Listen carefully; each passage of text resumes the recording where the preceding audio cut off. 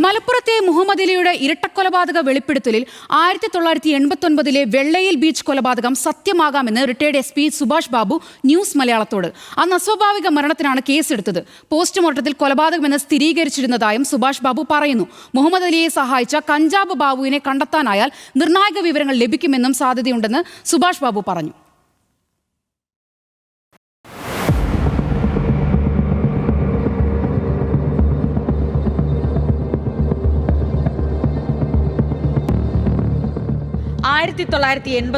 വെള്ളയിൽ കടപ്പുറത്ത് വെച്ച് കൊലപാതകം നടത്തിയെന്ന മുഹമ്മദ് അലിയുടെ വെളിപ്പെടുത്തൽ സത്യമാകാമെന്ന് റിട്ടയർഡ് SP സുഭാഷ് ബാബു. താൻ നടക്കാവ് CI ആയിരുന്ന കാലത്താണ് കൊലപാതകം നടന്നത്. കേസുമായി ബന്ധപ്പെട്ട് 2 വർഷത്തോളം അന്വേഷണം നടത്തി. എന്നാൽ മരിച്ചയാളുടെയോ കൊലപാതകിയുടെയോ വിവരങ്ങൾ ലഭിക്കാതെ വന്നപ്പോൾ കേസ് അന്വേഷണം അവസാനിപ്പിക്കുകയായിരുന്നുവെന്നും സുഭാഷ് ബാബു ന്യൂസ് മലയാളത്തോട് പറഞ്ഞു.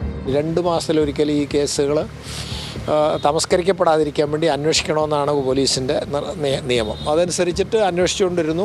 പക്ഷേ അതിലൊന്നും കുടുംബമൊന്നും കിട്ടാതെ കാലം കളഞ്ഞോടുകൂടിയിട്ട് ഇതെല്ലാം വിസ്മരിക്കപ്പെട്ടു. എന്നിട്ട് ഫയൽ എവിടെയോ അവരുടെ കയ്യിൽ നിന്ന് നഷ്ടപ്പെട്ടു പോയി. എവിടെയെന്ന് അവർക്ക് ട്രേസ് ചെയ്യാൻ പറ്റുന്നില്ല. അതാണ് ഇപ്പോഴത്തെ പ്രധാന പ്രശ്നം. ഫയൽ കിട്ടുകയാണെങ്കിൽ കുറേയൊക്കെ വിവരങ്ങൾ, ബോഡിയെ സംബന്ധിച്ചുള്ള വിവരങ്ങളൊക്കെ പത്രദ്വാര കൊടുക്കുകയും ആരെങ്കിലും ചിലപ്പോൾ പിന്നെ കാണാതെ കുറേ നാളായ അവസരത്തിൽ ഞങ്ങൾ ഇന്ന ഒരാൾ കാണാനില്ല എന്ന് പറഞ്ഞ് പലരും വരാൻ സാധ്യതയൊക്കെ ഉണ്ട്. പക്ഷേ അതിനുള്ള ഫയൽ കിട്ടിയിട്ടില്ല. കോടതിയിൽ നിന്ന് അന്വേഷിച്ചിട്ടും അവിടെ കിട്ടി ഇതുവരെ ലഭ്യമായിട്ടില്ല. മണ്ണിൽ തലപൂഴ്ത്തിയാണ് കൊലപാതകം നടത്തിയതെന്ന മുഹമ്മദ് അലിയുടെ വെളിപ്പെടുത്തൽ സുഭാഷ് ബാബു ശരിവെക്കുന്നുണ്ട്. വായ മൂടിയാണ് കൊലപാതകം നടത്തിയതെന്നും മൂക്കിൽ മണ്ണുണ്ടായിരുന്നുവെന്നും അന്നത്തെ പോസ്റ്റ്മോർട്ടം റിപ്പോർട്ടിൽ ഉണ്ടായിരുന്നുവെന്ന് സുഭാഷ് ബാബു ഓർത്തെടുത്തു. കഞ്ചാവ് ജോസ് എന്നൊരാൾ പണ്ട് കോഴിക്കോടുണ്ടായിരുന്നു. മുഹമ്മദ് അലിയെ സഹായിച്ച കഞ്ചാവ് ബാബു ഇതേ വ്യക്തിയായിരിക്കാമെന്നും അദ്ദേഹം സംശയം പ്രകടിപ്പിച്ചു. അടിവാരം ജോസ് എന്ന് പറഞ്ഞിട്ട് കുപ്രസിദ്ധനായ ഒരു റൗഡി സ്വഭാവമുള്ള ഒരു മനുഷ്യനുണ്ട്. അദ്ദേഹം ഈ കഞ്ചാവ് കച്ചവടമാണ് അദ്ദേഹത്തിൻ്റെ മെയിൻ. അദ്ദേഹം ഭാര്യയും ഒക്കെ അതിനൊരു ഗ്യാങ് ഉണ്ട്. ആ ഗ്യാങ്ങിൽപ്പെട്ട ഇങ്ങനൊരു ദാസൻ എന്ന് പറഞ്ഞ ബാബു എന്ന് പറഞ്ഞ ഒരാളുള്ളതായിട്ട് ഓർമ്മയുണ്ട് എനിക്ക്.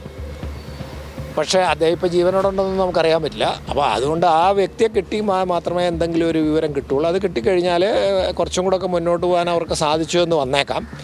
1986 കൂടരഞ്ഞിയിലും 1989 വെള്ളയിൽ ബീച്ചിലും വെച്ച് 2 കൊലപാതകങ്ങൾ നടത്തിയെന്നായിരുന്നു മുഹമ്മദ് അലിയുടെ വെളിപ്പെടുത്തൽ. വെള്ളയിൽ ബീച്ചിൽ വെച്ച് നടത്തിയ കൊലപാതകത്തിന്റെ ചുരുളഴിയിക്കാൻ പോലീസ് 7 അംഗ ക്രൈം സ്ക്വാഡ് രൂപീകരിച്ചിട്ടുണ്ട്. കൂടരഞ്ഞിയിൽ നടത്തിയ കൊലപാതകത്തിൽ ഇരിട്ടിയിലേക്കും പാലക്കാട്ടേക്കും അന്വേഷണം വ്യാപിപ്പിച്ചിട്ടുമുണ്ട്. മുഹമ്മദ് അലിക്ക് മാനസിക പ്രശ്നമുണ്ടോ എന്ന് തുടക്കം മുതൽക്കേ പോലീസ് സംശയിച്ചിരുന്നു. ഇതിനിടെ 2015 പലയിടങ്ങളിലായി മാനസിക പ്രയാസങ്ങൾക്ക് മുഹമ്മദ് അലി ചികിത്സ തേടിയതായും പോലീസിന് വിവരം ലഭിച്ചിരുന്നു. എന്തായാലും 2 സംഭവം ശരിയാണ് എന്ന്, കാരണം ഇയാൾക്ക് അതറിയേണ്ട കാര്യമൊന്നുമില്ല. അയാൾ പറഞ്ഞ പശ്ചാത്തലവും മരണത്തിൻ്റെ സാഹചര്യവും മരിച്ച വ്യക്തികളുടെ ഏകദേശ സ്വഭാവം ഒക്കെ കറക്റ്റാണ്. അപ്പോൾ എന്തായാലും ശരി, അയാൾ വെറുതെ പറയുന്നതല്ല, മാനസികാസ്വാസ്ഥ്യം കൊണ്ട് പറയുന്നതല്ല.